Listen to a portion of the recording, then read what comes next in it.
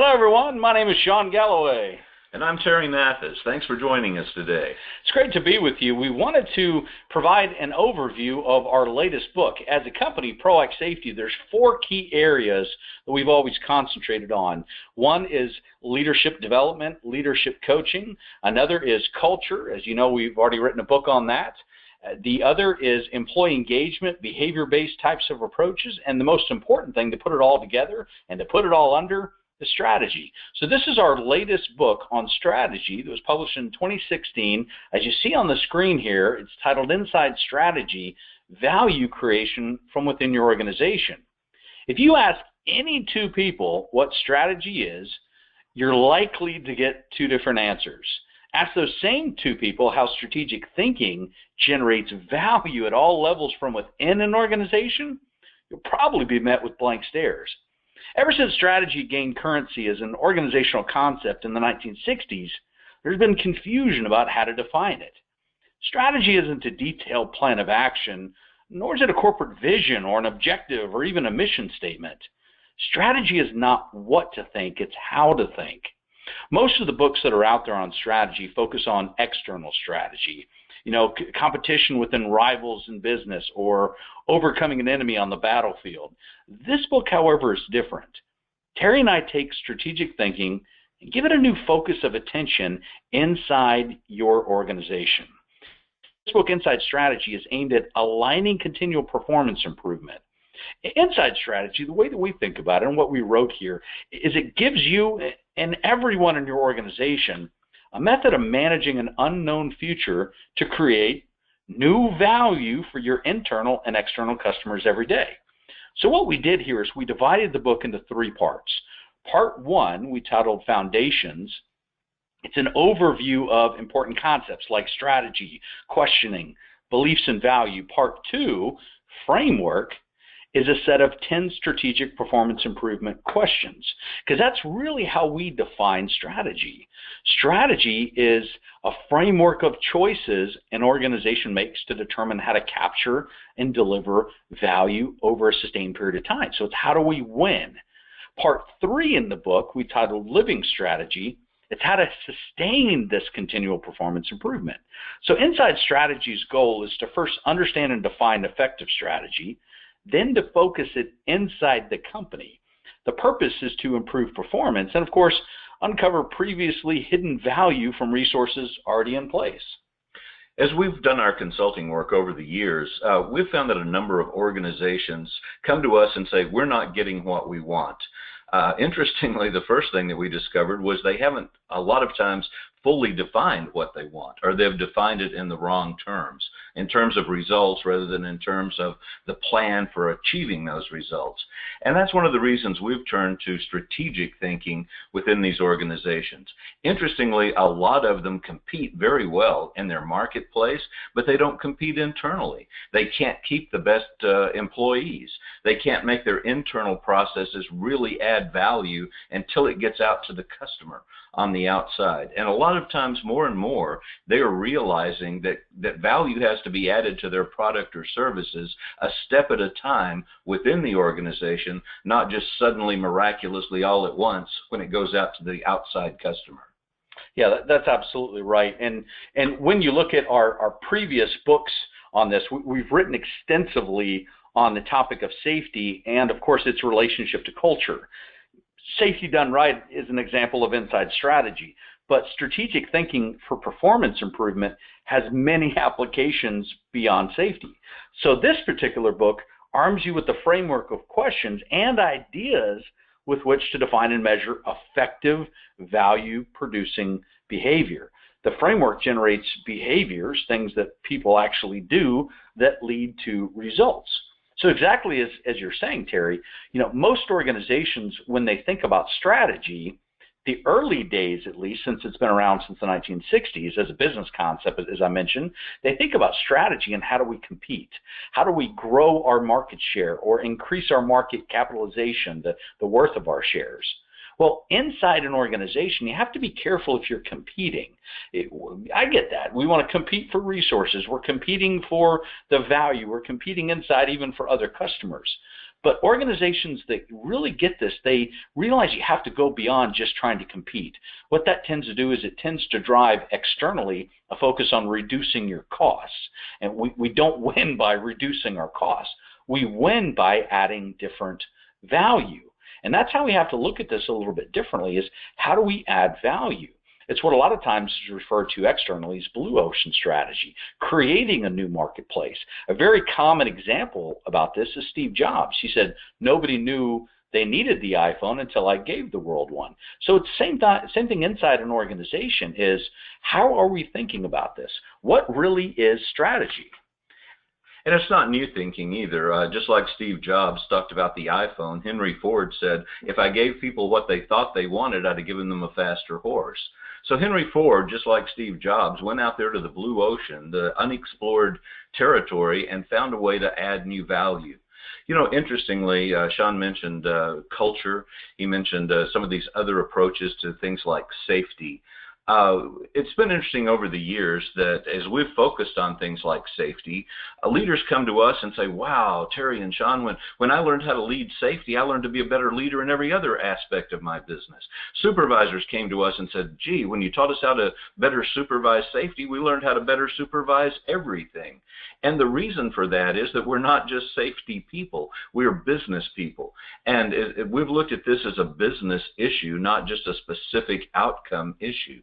So strategy is the way to win, but you have to know what you're trying to win in order to be successful with that. And that's why this list of questions is so important also, to get you thinking about what you really want to do in your organization, then how to do it, and then how to align these elements like culture and beliefs and activities and align them all to accomplish that in a very strategic way. You know, you mentioned something. Strategy a lot of times begins with, well, what do we want to do? You know, what do we want to try to create? You know, we, as a business, you know, most of us that have a business are in the business of providing very specific products or services. We're not out there, you know, manufacturing guitars unless that's a space that we already operate in or already have some market share within. So we have to look at this and see, how do we think we could win? Where do we think we could add differing value? And that's a lot of times what strategy is based around. We see a lot of companies that their first step in strategy, and again, we talked about this just from a safety perspective in the book Steps, that they go out and try to assess. You have to first define where you're going, what you're trying to create. So all strategy, effective at least, begins as a hypothesis. And we'll talk about this a little bit later. But as Terry as he was mentioning in our consulting practice, we work with hundreds of organizations. And unfortunately, when we ask them what their strategy is, because, you know, Terry and I are passionate about safety. So that's really the things that we focus a lot of our content on.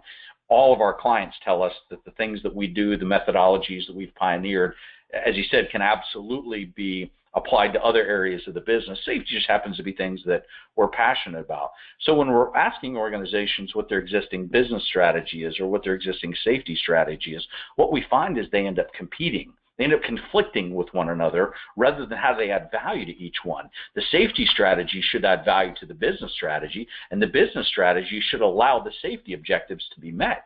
But when we talk with a lot of companies and we ask them about their different aspects of strategy, sometimes we get answers like, our strategy is to become a highly reliable organization, or our strategy is to implement human performance, our strategy is to implement behavior-based safety, or our strategy is zero defects or zero injuries.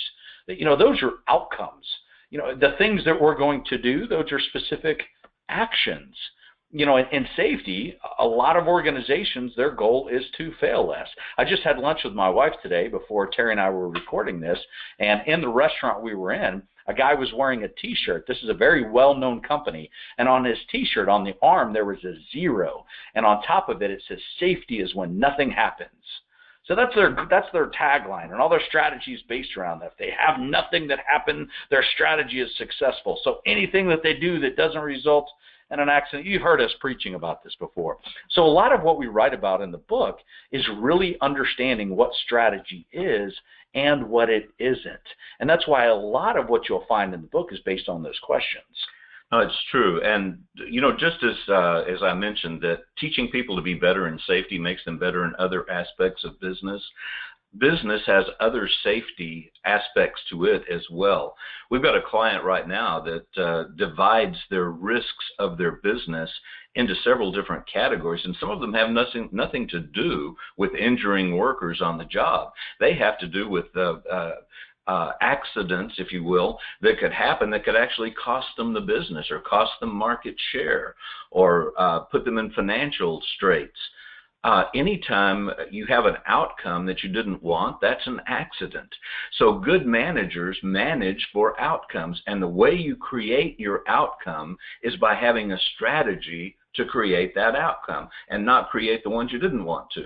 So that's where strategy can't just focus on the outcome. It has to focus on the performance that yields the outcome. From a culture, your culture is your most effective sustainability mechanism when things become the way. So a lot of inside strategy tends to focus on performance objectives from a category like safety or quality. Your strategy and the things you choose and choose not to do. That's what Michael Porter says. Strategy, the essence of strategy is choosing what not to do. So again, when we make those choices, we're looking at how do we win? How do we really add sustainable value? The way we do that, the sustainable value, your strategy has to take in consideration your culture. Inside a corporation, the strategy within, if it ignores the culture, the things you do, at least the major changes, will never work in spite of your existing culture. They will only work because of your culture. So your strategy has to take those things in consideration. So when you focus on, yes, we need to yield certain results, we have to focus our concentration then on what will create it. What are the beliefs that would be common? That's what culture really is what's common. What beliefs would be common? What behaviors would be common? What storytelling would be common? What knowledge? What's the IQ of the organization, of the performance objectives within the organization? So that's where, like Terry said, what do we want to do? What are we trying to create? This is where we have to start concentrating on, well, what beliefs do we want? What behaviors, not just what results. It's the performance that yields the results, and it's the beliefs that drive the performance. So the beliefs you have drive the strategy, and the beliefs you want have to drive the strategy. If the strategy is not driving behavior, you have a plan that is not being executed.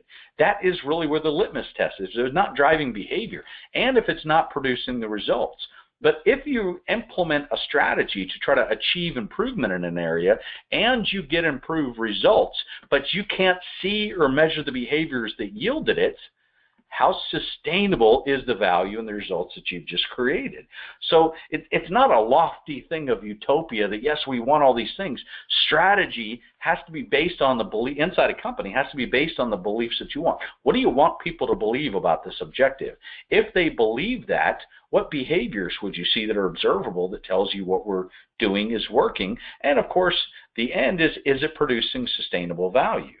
We find that strategy makes leaders think more deeply and more long-term. A lot of leaders are out there looking at short-term goals, and a lot of business realities drive that. If you're a publicly held company and you get evaluated every quarter, you got to make the quarter look good and et cetera. But, just as our military has to rethink strategy, because winning a war isn't just subduing the enemy anymore. They're having to think much, much longer term than that about what success really is. Companies, like the military, sometimes go out and win the battle in the short term and lose the war in the long term. They dominate market share for a short period of time, and then they let all their competitors pass them and surpass them and take over the market from them and drive them out of business. So that strategic thinking makes them think, what does success look like? What does it look like long term? And how do I have to align everybody in my organization and their beliefs and thinkings to make that success happen? It's interesting you say that. There's been a change over the past 10 years in the U.S. Army and several other branches as well that's moved towards what's called counterinsurgency, the COIN doctrine. And a lot of, at least within America and a lot of other countries as well, the organizational systems and hierarchy are typically based previously on military structure. So the way military has created things, even in strategy, tends to drive a lot of business. But even the U.S. Army about 10 years ago, Terry, to your point, determined they needed to redefine what winning the war means. It's not just we created, we're no longer fighting the enemy. That means we've won the war. The U.S. military is concentrating on literally winning hearts and minds. If the U.S. military is concentrating on winning hearts and minds, then it tells you there's some actual validity to that. But you'll see a picture on the slide here over on the right-hand side. I wanted to show this to you because what we're trying to do with this value creation is we're trying to create loyalty and engagement with our objectives. We're trying to win people over, not just make them do things, but having a culture of want to versus have to. Externally, we all have different vendors that we use. One particular issue that I had several months ago is I was using two different vendors. One costs a little bit more but has more of a valet service that picks up and drops off cleaners, dry cleaning to my home, and that particular organization's MW Cleaners. I had another more discount dry cleaner. It was a little bit cheaper. I could take my clothes in, drop it off, and I got pretty average. It was reliable, but average responses. One day I had a couple of new white shirts, business shirts. I took them in, and I knew they were brand new, and part of my own habits, I always look over the clothing before I turn it in, so if there's any stains, I can point it out to them. There's two brand new shirts, and one of them I got back after picking up at this discount location with a nice yellow stain on the shoulder.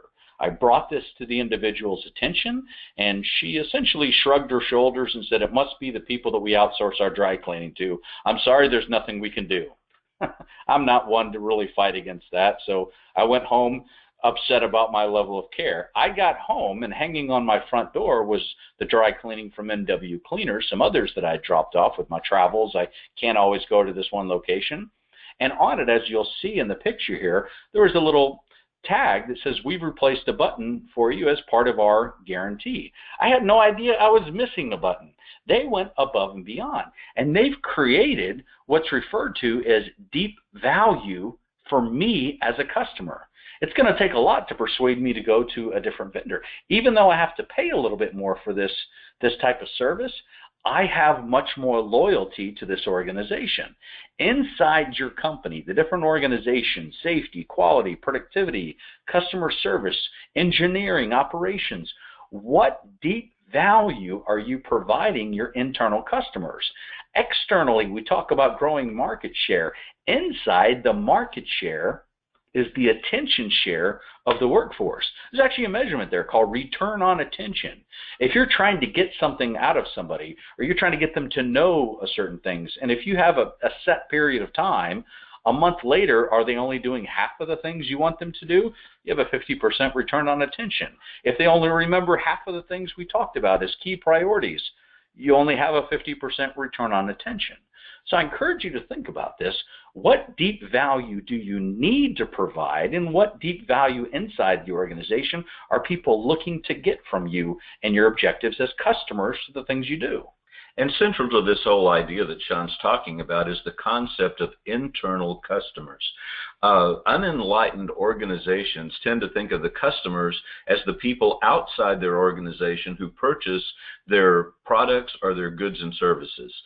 And more enlightened organizations realize that all of those people that they hire are not their servants, they're not their slaves, they are customers of internal processes in their company, and that just like you have to add value to compete in the marketplace, you have to add value to those internal customers to create the kind of loyalty, the kind of discretionary effort that gives you excellence and sustainability. When you start thinking about these people as the customers of your management system, the customers of your supervision, the customers of each other as they go down the stages of production or the stages of the delivery of services, then it changes the concept and starts to formulate the strategy that we have to add that deep value that Sean's talking about, not just to those people who purchase outside, but to those people who serve and create the value for those outside customers from within the organization. You're right. If we're doing things to try to add value to them or capture value from them, if we end up disengaging the very people whose engagement is critical for the success in this area, we're not winning here. And if we happen to get improved performance, it's never sustainable. So people have to recognize, not just have the perception of, but have to actually recognize real value from the things that we're doing here. It needs to be demonstrated to them. So Terry, exactly to your point, let's begin with customer. We think that's the first question you need to be able to ask and answer over the 10 questions we found in our consulting practice with hundreds of organizations over the past several years. These questions need to be asked and answered. Like in the STEPS book, it's not a perfect linear process, this step followed by this one.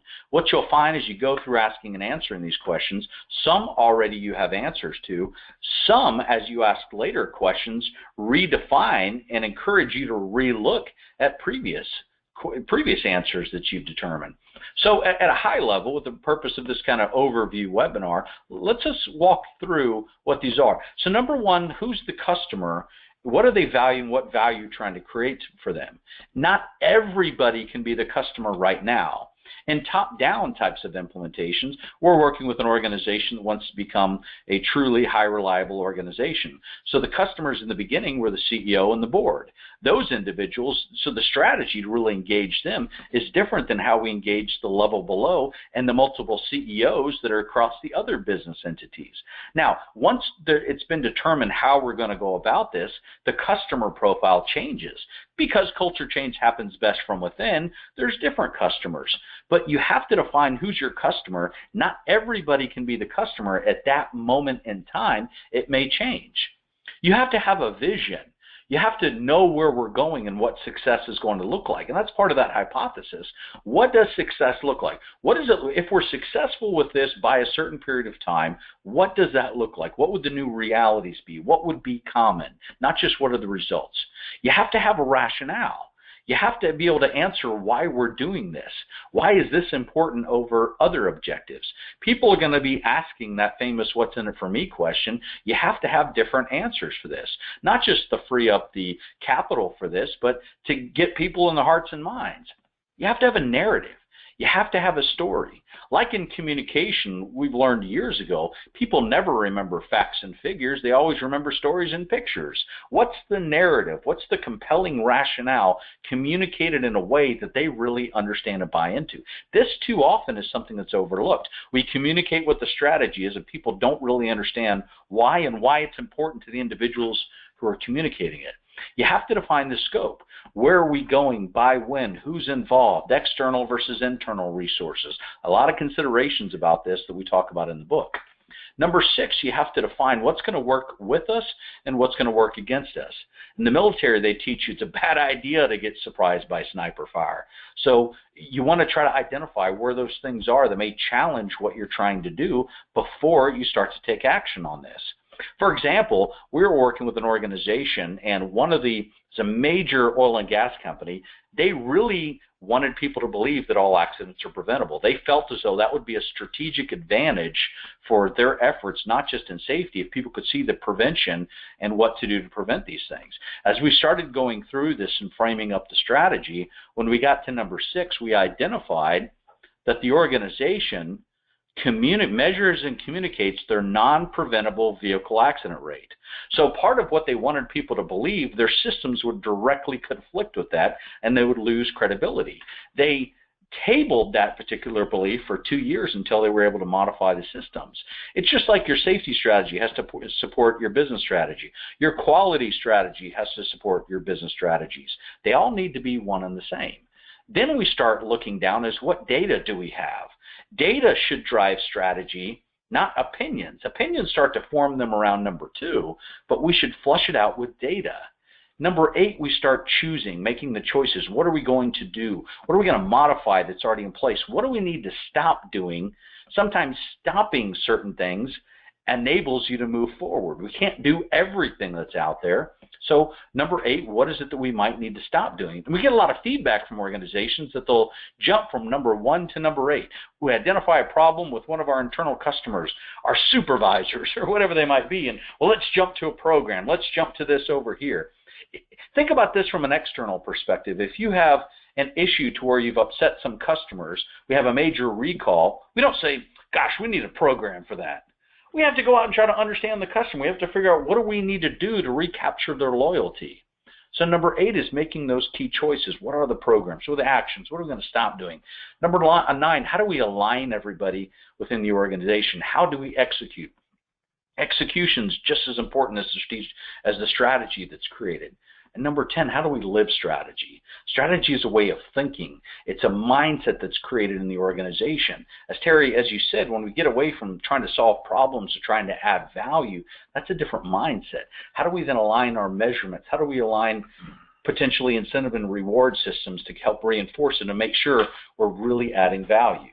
And kind of as a deep insight into PROACT and into Sean and my thinking, think about the strategy Sean just went over. We could have sat here and given you the answers to this, but what we have found strategically is that it's fabulously more valuable for us to ask you the right questions, because you know your organization and your possibilities to a level we never really can. And so we find that where we as consultants add value to you is not by throwing a bunch of information out there and seeing what sticks. It's by getting you to think strategically about what you already know about your own organization. Now, can you take that strategy and take it to your internal customers and ask them the right questions to get them aligned in their thinking to strategically help you accomplish these goals? Absolutely. So here's another visual way to kind of communicate this. You start at the top right there. Success. How do we define success? What does success look like? What would be the new realities? If we want certain results, okay, so the culture has to support it and has to sustain it. So what would the new culture look like? We have to define the end in mind. We have to define what success looks like. Then we go to the bottom left. Well, where are we against our goals, our strategy, where we're wanting to go, the vision, and where have we come from? Most organizations, change is the only thing constant. Things are always changing. Most companies we work with in many areas of the operations, they've had improvement over the past 10, 20 years. So all companies have made changes over time. So where are we going? Where are we at right now? And we have to identify, we have to select, make these choices. That's really, from our perspective, the essence of strategy on what are the most important things we're going to concentrate on in this area or larger as a business. And I would argue, if you have more strategic priorities than you can put on the average hand, what we call a one-handed strategy, focus is what's needed. I'm working with an organization that has one company has over 60 strategic priorities. You create change fatigue and transitional confusion. What we need is alignment. People have to see themselves as actors in the strategy. They need to know the most important things and their most important responsibilities to make that a reality. We have to align our measurement systems. We're not just measuring results and activities. If you're familiar with our work, that's where you fall into that correlation causation trap. We did this, had this result, therefore it's because of what we were doing. We need measurements that not just tell us we're working our plan, but it's creating sustainable value. There's a lot of ways that we can look at that, and we're happy to help with that from a consulting perspective. But even in a cultural perspective, make it simple. Do people believe what you need them to believe? Do they know what you need them to know? Are they doing what you need them to do? And what's the storytelling in the organization? It's a very simple, doesn't need to be complex, very simple ways that we can help in aligning that. And Michael Porter's saying rings true again when you get down to measurements at the end. He said a lot of strategy is deciding what not to do. Organizations, especially with metrics, tend to think more is better. And a lot of times they measure things that really don't add value, really don't create focus, don't shine the spotlight on the most important strategic objectives and techniques for achieving those objectives. So it's important not to just measure a bunch of things, but to really measure the right things step by step as you go. It's what we call transformational indicators, and we've done a lot of webinars and written a lot of articles, and it's in this book as well, so you can read the book or ask us more about it. But to me, the central theme of this is really adding sustainable value.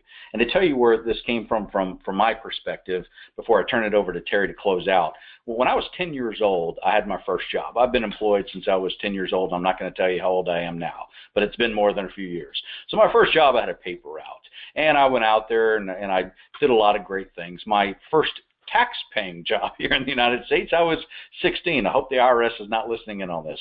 So when I was 16, I had my first tax-paying job, and my father set me down and told me something I've never forgotten. He said, Sean, no one will ever owe you a job. You have to demonstrate and show new value every day. That's been kind of my driving force here. And that's how I look at strategy. Not just the different actions we're taking, not just the goals that we're trying to accomplish. Are we adding sustainable value? That's one of the reasons that Sean and I took the time to write this book. Writing books is an incredible amount of work. But it's a way that we have found that we can reach out to people that we might not be able to reach otherwise, and to get them thinking about some of the things that we think are critically important for success in the world. So what we have done with Inside Strategy, we have always been strategic consultants. But hiring us as a consultant is generally not a first step that anybody would want to take. So we started creating workshops that made it a little bit easier for people to send someone to one of our workshops, learn how we think about this, and go back and implement it in their organization. And now the book that you see before you, Inside Strategy, is the third part of our strategy for strategy, and that is to make it even more readily available to virtually anybody that wants to learn how strategy can help them inside their own organization, the way it creates the ability to actually have a business and reach outside customers. Almost everybody has a marketing strategy or their business doesn't succeed. But if you can take that thinking that makes you viable out there in the marketplace and make everything within your organization equally viable within, that's going to help you to maintain the best kind of employees. That's going to help you to add that value as you go, create even more value within your organization, which is going to result in more value being delivered to your external customers and an even more viable business situation that can't come through programmatic thinking, but only through true strategic thinking. We thank you so much for your attention in this webinar today, and we hope to meet you in person one day and wish you great success with your Inside Strategy.